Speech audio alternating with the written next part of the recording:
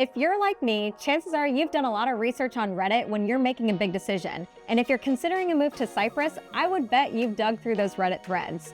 Lucky for you, today we're going to cover some frequently asked questions on Reddit, and I'm going to give you some of my opinion too. And this isn't the glossy stuff that you'd find in a brochure. These are the things that you hope that your friend would tell you over a cup of coffee. Hi, I'm Carolyn Bauerschlag, a local realtor helping people just like you relocate from all over our country right to our great city. Let's get to it. The first frequently asked question that I saw was, do I actually need flood insurance? And I would say the answers were uniform here. It was a resounding yes. Redditors said that if you're moving to the Cypress area, you need to be very aware that there is the Cypress watershed that has the potential to cause flooding in areas that shouldn't necessarily be an issue for you. So in 2015, 16, 2017, we saw a lot of flooding in and around the Cypress area.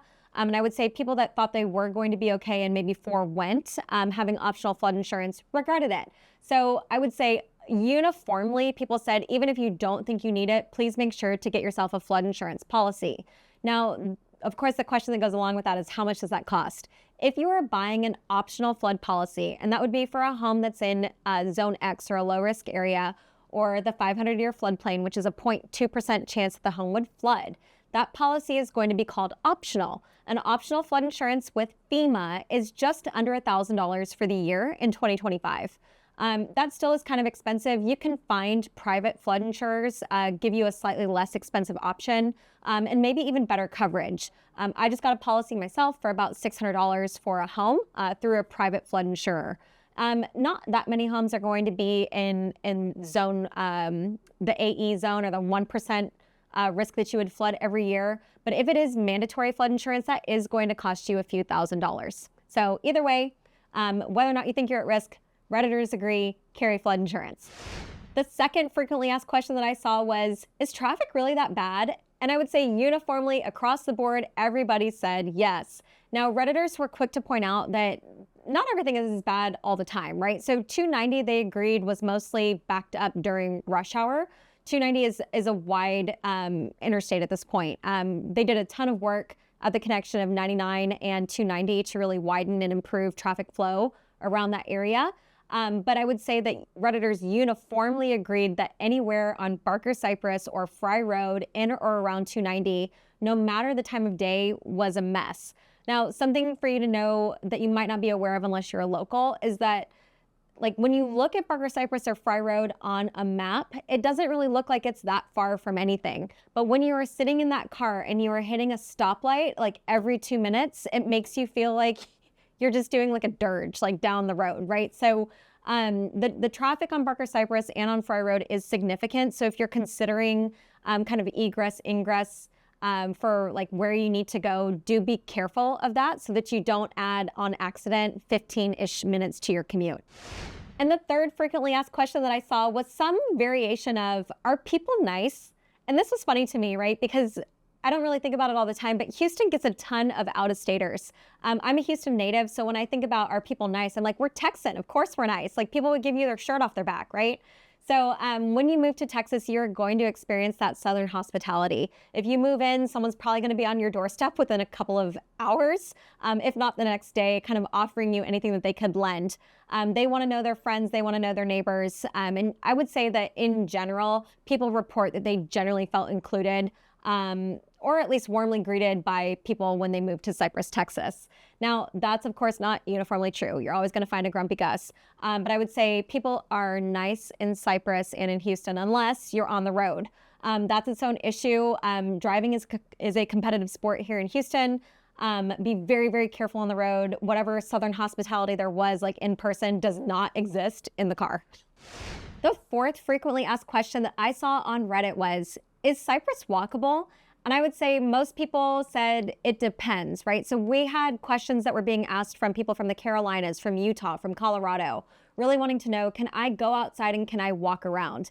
And the answer here was mixed bag. It was kind of like, well, what are you trying to do? Like, where are you trying to walk, right? So if you're trying to walk in a small town and like stroll around and like have an ice cream and go shopping and sip your coffee and like go to the dog, toy store or whatever, like the answer to that is a flat no. Like you're going to sweat like crazy and that will not probably either be available to you or an enjoyable experience.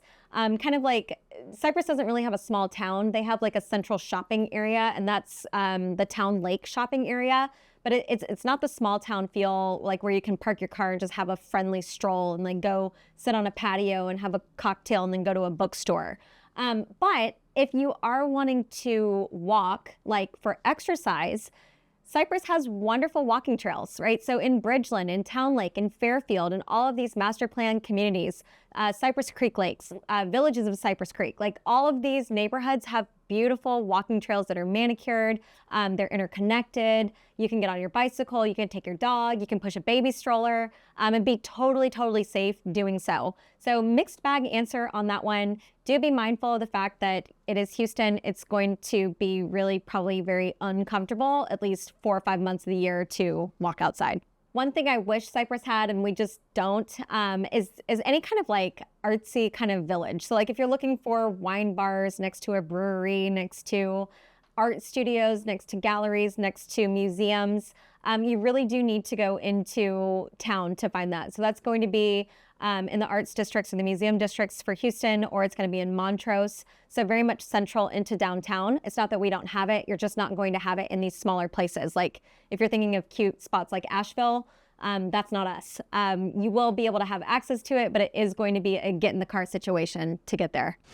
Another frequently asked question that we saw, and I was actually surprised to see this pop because this is somewhat controversial, but I was glad it was getting attention, was did Cy-Fair ISD really shut down their libraries? Now, this sounds like a crazy question to have to ask, but people who are in the know wanted to know more, right? So for some reason, the state of Texas has decided to declare war on education, and nobody knows why, right? Like we've cut budgets for education across the state of Texas. This is not Cy-Fair's fault. It's not any district's fault. But those budget cuts had to come from somewhere. And in Cy-Fair ISD, they did have to make the very difficult conversation or decision to cut some of the hours that were allocated towards librarians. So that staff a couple years ago did get cut almost in half.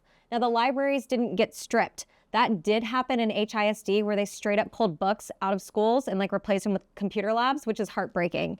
In Cy-Fair, they did not do that, but they did have to cut the amount of hours that were allocated towards librarians. So your child will still have access to books. It just might not be the same way that you would expect in a traditional elementary setting, unfortunately.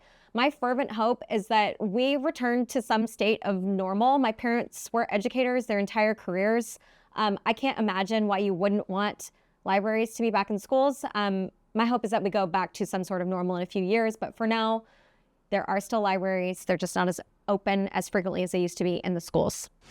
And another frequently asked question that looks wild if you read it alone, but understand it if you know Houston, is the electricity reliable? And like, this is a question that I would expect for like 1920, not like 2025, right? It's a crazy question, but it is a good one, right? So Cypress was ground zero in 2024 for the derecho. And the derecho was that horrible windstorm that caught everyone flat-footed.